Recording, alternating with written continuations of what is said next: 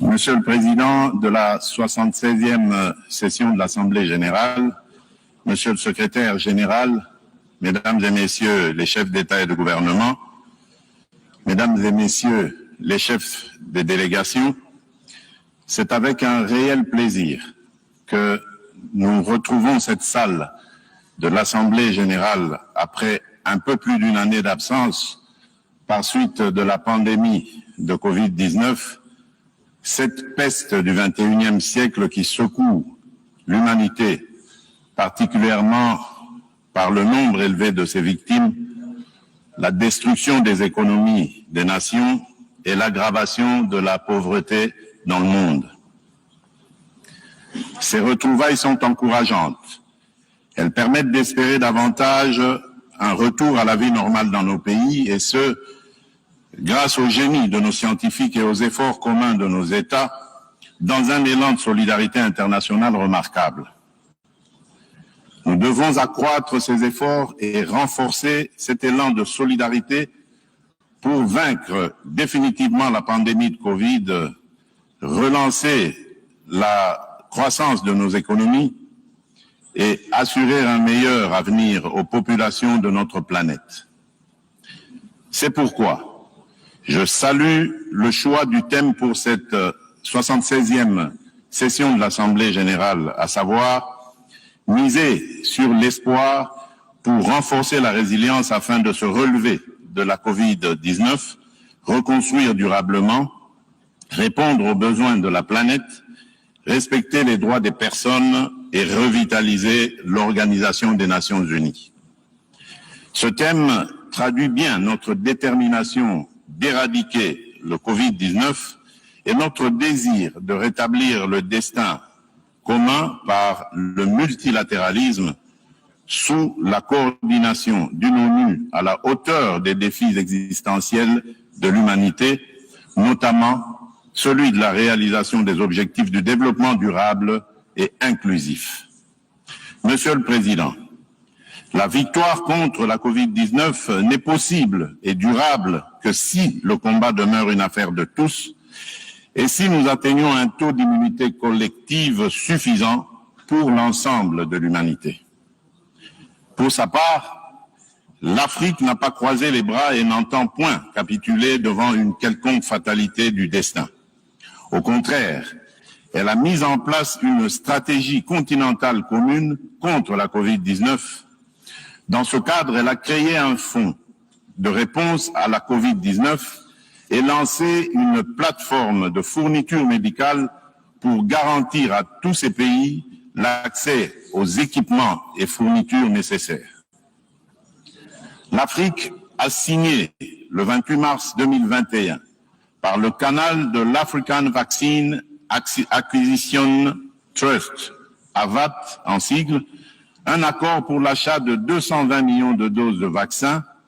et certains pays africains ont initié le projet de création de l'Agence africaine de médicaments. D'autres produisent déjà des vaccins sous licence. D'ici janvier 2022, le nombre de vaccins à distribuer dépassera dans notre continent les 25 millions de doses par mois. Des chercheurs africains de renommée mondiale en sciences médicales ont proposé une gamme de remèdes efficaces contre le coronavirus qui méritent d'être soutenus par notre organisation mondiale et les institutions scientifiques spécialisées. À ce sujet, je saisis cette occasion pour remercier tous les partenaires qui ont apporté leur appui aux efforts du continent dans la lutte contre cette pandémie. Quoi qu'il en soit, tout en nous félicitant des projets incontestables de la science médicale en ce qui concerne le dépistage du virus et l'invention du vaccin dans un temps record, il y a lieu de constater malheureusement que le mal est encore loin d'être éradiqué. La récurrence de la pandémie, qui comme une hydre en est à sa troisième vague, plus virulente que les précédentes, notamment en Afrique et dans d'autres contrées du monde, inquiète et consume les espoirs suscités par ces avancées significatives. C'est pourquoi, Pour renverser définitivement la tendance actuelle, les actions ci-après me paraissent urgentes. Premièrement, augmenter la capacité des tests dans les pays qui ne disposent pas de produits de laboratoire requis. Deuxièmement, assurer un approvisionnement suffisant et rapide en médicaments et équipements nécessaires à la prise en charge des malades. Troisièmement, généraliser la vaccination en approvisionnant en vaccins ceux qui ne les produisent pas et en les dotant de capacités de production locales. C'est ici le lieu de lancer un appel à la communauté internationale pour soutenir le projet de création de l'Agence africaine des médicaments. Quatrièmement, encourager la recherche médicale et accroître la coopération scientifique entre les institutions universitaires. Et enfin, cinquièmement, soutenir les politiques de réforme de structures sanitaires et élargir la couverture de santé, des soins de santé au plus grand nombre dans les pays en développement. Monsieur le Président, la Covid-19 n'est pas seulement destructrice de vies humaines, elle est aussi un virus de l'économie mondiale qu'elle a plongé dans la récession, aggravant ainsi notamment la vulnérabilité et la dépendance des économies des pays pauvres, dont beaucoup sont africains. De plus, l'impact de la baisse généralisée des activités économiques a été particulièrement ressenti en Afrique par les populations les plus vulnérables, dont les femmes et les enfants, notamment par la perte d'emploi, la chute des revenus et les déperditions scolaires. Aussi, en même temps que nous nous employons à extirper le coronavirus de la vie de nos populations, devons-nous nous atteler à relancer l'économie mondiale au risque de fragiliser davantage ces populations, de briser leur résilience et de compromettre pour longtemps le retour à la prospérité ainsi qu'à la normalité sociale. Nous ne pouvons gagner cette bataille que dans le cadre d'un effort commun et sur base d'une feuille de route définie ensemble. Ceci exige un partage des responsabilités et plus d'équité dans la complémentarité que commande la mondialisation de nos économies et la globalisation des enjeux internationaux. Dans le contexte actuel de la crise sanitaire due à la pandémie de Covid-19, les économies africaines ont grandement besoin de financement pour se redresser, cela d'autant plus que les efforts pour amortir le choc de la pandémie et limiter ses dégâts collatéraux se sont avérés nettement insuffisants comparativement aux pays nantis. Dès lors, la reprise qui s'amorce risque d'être inégale, creusant ainsi davantage les écarts entre l'Afrique et le reste du monde. C'est pourquoi l'Union africaine salue toutes les initiatives portant sur le financement des économies africaines affectées par la Covid-19, notamment celle du G20 sur la suspension du service de la dette et du cadre commun pour la restructuration de la dette, celle du sommet de Paris du 18 mai 2021 qui a lancé l'idée d'un New Deal, celle du 4e sommet du pacte G20 pour l'Afrique, aussi appelé Compact with Africa, de la reconstitution ambitieuse des ressources de l'IDA 20 et surtout de la nouvelle allocation de 650 milliards de dollars américains de droits de tirage spéciaux du Fonds monétaire international pour répondre aux besoins de financement des économies des pays en difficulté par suite de la pandémie. Toutefois, les 33 milliards de DTS alloués à l'Afrique dans ce cadre sont totalement insuffisants au regard de l'immensité de ses besoins de relance économique. C'est pourquoi il est nécessaire que les Nations Unies et ses États membres appuient l'objectif du sommet de Paris d'atteindre 100 milliards de DTS pour l'Afrique grâce à la réallocation aux pays pauvres de 25% de DTS alloués aux pays riches. Au demeurant, une partie de cette réallocation pourrait contribuer à l'augmentation du capital de la Banque africaine de développement et de la Banque mondiale. Il est également souhaitable que ces ressources exceptionnelles concourent à promouvoir plus vigoureusement l'entrepreneuriat des jeunes en Afrique, l'accès aux capitaux pour les petites et moyennes entreprises, ainsi que l'économie verte. C'est dans cet état d'esprit que je demande un soutien massif des partenaires techniques et financiers de l'initiative de l'Alliance sur l'entrepreneuriat en Afrique, annoncée lors du sommet de Paris, qui tiendra sa réunion constitutive dans les prochaines semaines. La République démocratique du Congo plaide pour l'accélération de la mise à disposition effective des ressources par le FMI, sans oublier l'impératif d'alléger la dette des pays africains et de matérialiser toutes les promesses faites à l'Afrique en compensation des sacrifices consentis afin de préserver l'humanité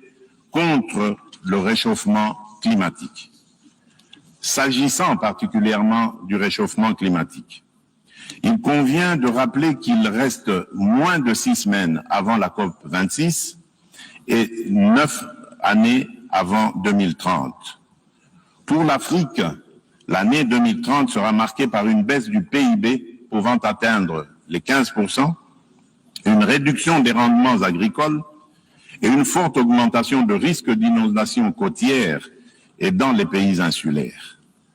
Pour faire face à ces impacts négatifs, d'ici à cette échéance fatidique, le continent africain aura besoin de 30 milliards de dollars par an pour s'adapter. Ce montant devrait passer à environ 50 milliards de dollars d'ici 2040.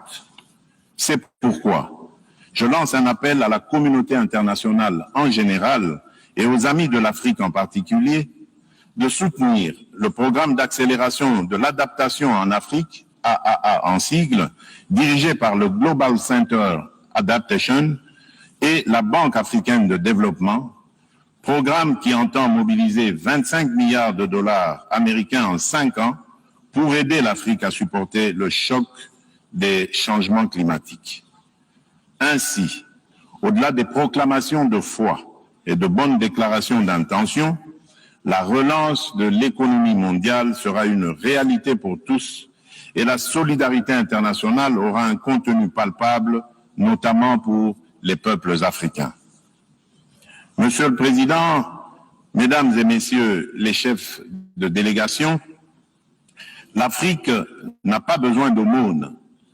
Elle se bat pour conquérir des espaces de liberté et d'action dans un monde toujours en compétition afin de se forger un destin meilleur et d'apporter davantage sa contribution au progrès général de l'humanité. L'Afrique a besoin de partenariats constructifs et gagnant-gagnant pour mettre en valeur ses fabuleuses richesses naturelles, se doter d'infrastructures de développement et améliorer les conditions de vie de ses populations. À l'évidence, l'atteinte de ces objectifs exige des institutions démocratiques fortes et stables, des politiques publiques adéquates, la bonne gouvernance et l'intégration régionale. Ni les capacités, ni le dynamisme des populations et encore moins les ressources naturelles ne font défaut à l'Afrique pour ce faire. Globalement, les progrès substantiels ont été accomplis au cours de ces deux dernières décennies en termes de consolidation des processus démocratiques, de croissance économique et de lutte contre la pauvreté, en dépit de la contrariété impitoyable des relations internationales ainsi que des conséquences néfastes des changements climatiques. Cependant, le fléau de l'insécurité provoqué par les cohortes de terroristes, de groupes armés, de mercenaires et de criminels de tous bords met à mal la stabilité institutionnelle de nos jeunes démocraties et annihile les efforts de nombreux dirigeants africains pour développer leur pays. En effet, si la lutte contre Daesh a remporté de victoires incontestables au Moyen-Orient, plus précisément en Irak et en Syrie, en Afrique, par contre, l'AQMI et autres groupes affiliés à Daesh gagnent du terrain chaque jour davantage. Le Mali, le Niger, le Nigeria, le Cameroun, le Tchad et le Burkina Faso subissent régulièrement les attaques meurtrières de Daesh et des djihadistes de Boko Haram. Depuis 2017, le nord-est du Mozambique est victime d'attaques armées récurrentes des salafistes djihadistes de Ansar al-Sunna qui ont déjà causé au moins 2600 morts. L'intégrisme islamiste a atteint l'est de la République démocratique du Congo qui en paye un lourd tribut dans les provinces de l'Ituri, du nord Kivu, du sud Kivu et du Maniema. Des djihadistes qui y opèrent sous le couvert du FDLR et du mouvement Allied Democratic Forces, Madina at Tawed al-Mujahideen, en abrégé ADF-MTM, tuent mes compatriotes et pillent massivement les produits miniers et agricoles de mon pays. En avril dernier, des terroristes et des mercenaires venus de la Libye ont plongé l'Afrique dans une profonde tristesse en lui arrachant brutalement l'un de ses grands dirigeants, le maréchal Idriss Déby Itno, président de la République du Tchad, lâchement abattu au front pour défendre la souveraineté de son peuple et la vie de ses concitoyens. Du haut de cette tribune des Nations Unies, je salue, au nom du peuple congolais, la bravoure et l'engagement de cette figure historique pour protéger l'Afrique contre le terrorisme. Monsieur le Président, Mesdames et Messieurs les chefs de délégation, l'Afrique refuse de servir de base arrière au terrorisme international, raison pour laquelle certains dirigeants africains, comme ceux du G5 Sahel, se sont organisés pour mutualiser leurs forces contre cet ennemi commun. Pour traduire la volonté et la détermination farouche du peuple congolais et de ses dirigeants de participer activement à l'éradication du terrorisme qui non seulement détruit les nations et compromet l'avenir de la démocratie dans le monde, mais aussi étend de plus en plus ses tentacules en Afrique, la République démocratique du Congo a adhéré à la coalition mondiale contre le terrorisme comme 80e membre. Mon pays se félicite de la décision prise par la réunion de la coalition tenue à Rome le 28 juin dernier de créer en son sein un groupe de travail sur le terrorisme en Afrique. Monsieur le Président, l'article 1er, point 1 du chapitre 1er de la Charte des Nations Unies dispose clairement que l'un des buts de la création de l'Organisation des Nations Unies est de maintenir la paix et la sécurité internationale. De nos jours, la paix et la sécurité internationale sont largement tributaires de la stabilité interne des États membres. C'est pourquoi, lorsque les États africains sont déstabilisés ou menacés de déstabilisation, notamment par le terrorisme, l'ONU a le devoir de les soutenir activement dans leur combat héroïque pour le bien-être de l'humanité, au-delà des déclarations de compassion et d'intention, peu suivies des faits sur le terrain. Si la communauté des nations minimise le danger que représente la propagation du djihadisme en Afrique, si elle n'adopte pas une stratégie globale et efficace pour éradiquer ce fléau, les plaies ouvertes dans la zone saharienne, en Afrique centrale et australe, continueront à se métastaser jusqu'à faire jonction pour devenir une menace réelle pour la paix et la sécurité internationale.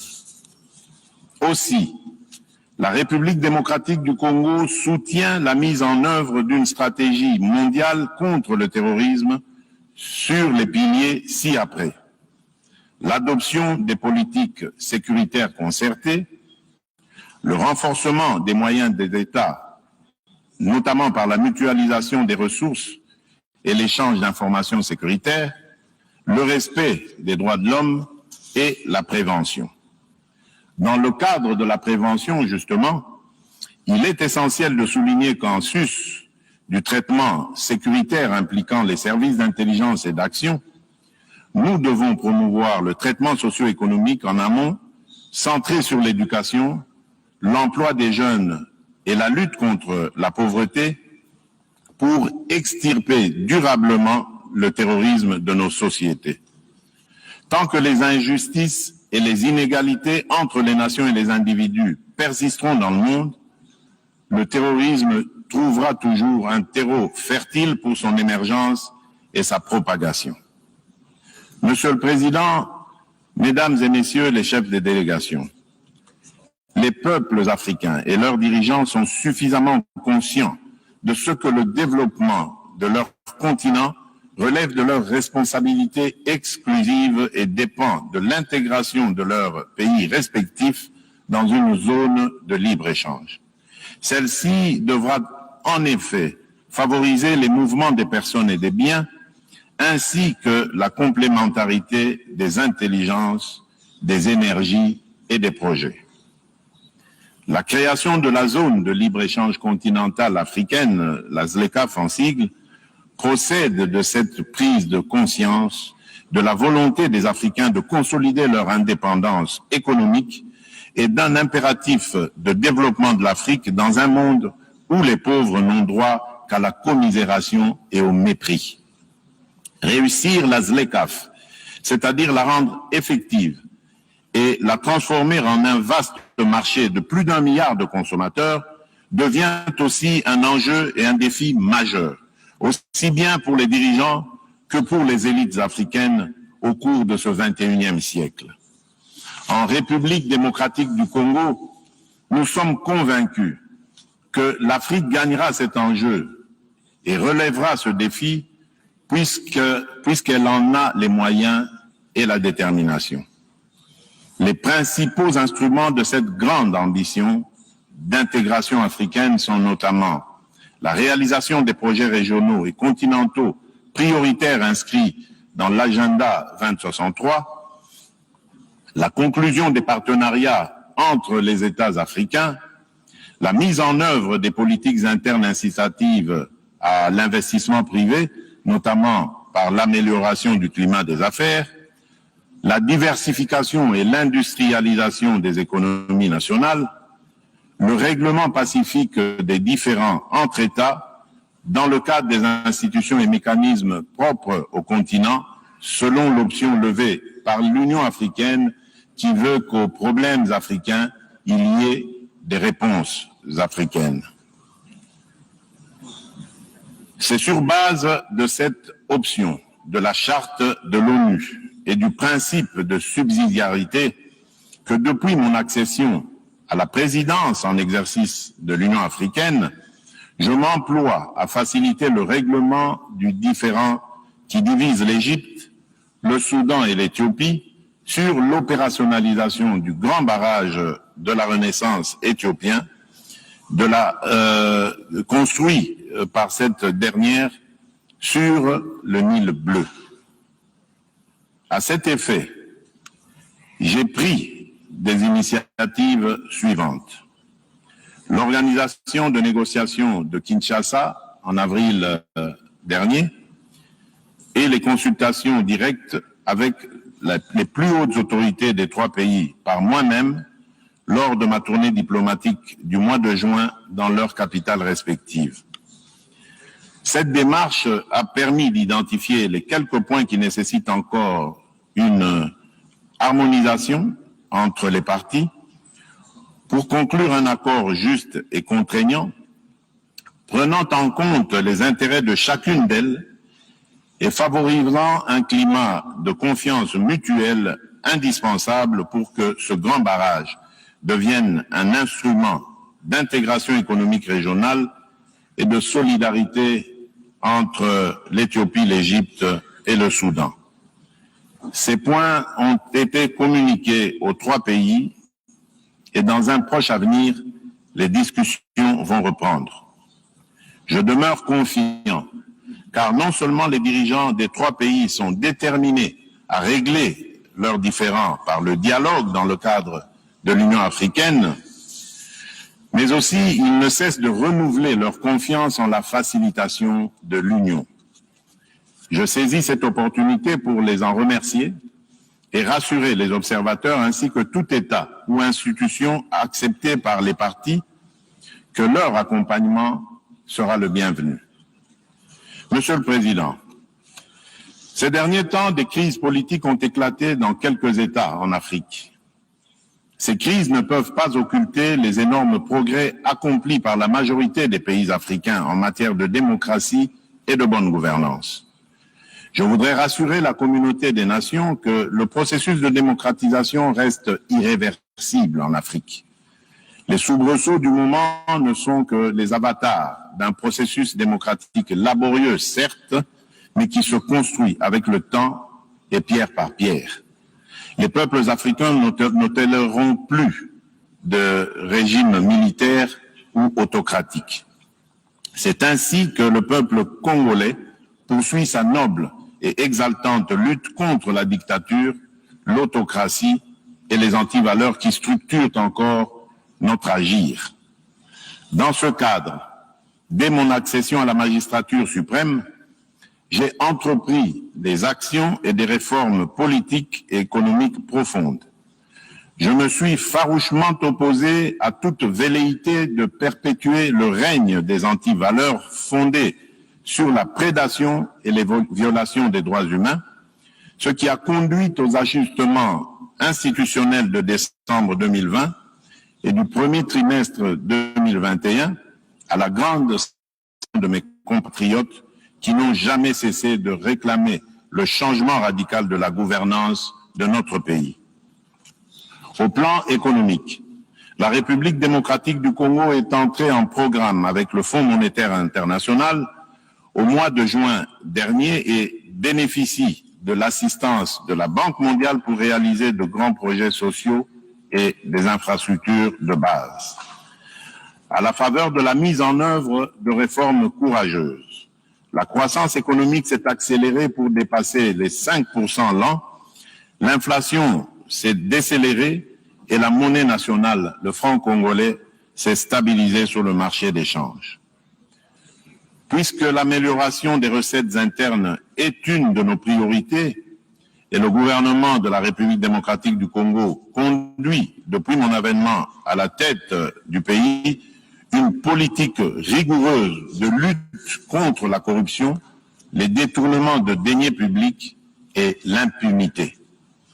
Les résultats sont déjà perceptibles avec l'augmentation substantielle de recettes depuis le second trimestre de cette année. Par ailleurs, nous ne cessons de sillonner l'Afrique et le monde pour réchauffer la coopération multilatérale et bilatérale et inviter les investisseurs en République démocratique du Congo afin de créer des richesses et des emplois en faveur de notre jeunesse. Aussi, le gouvernement de la République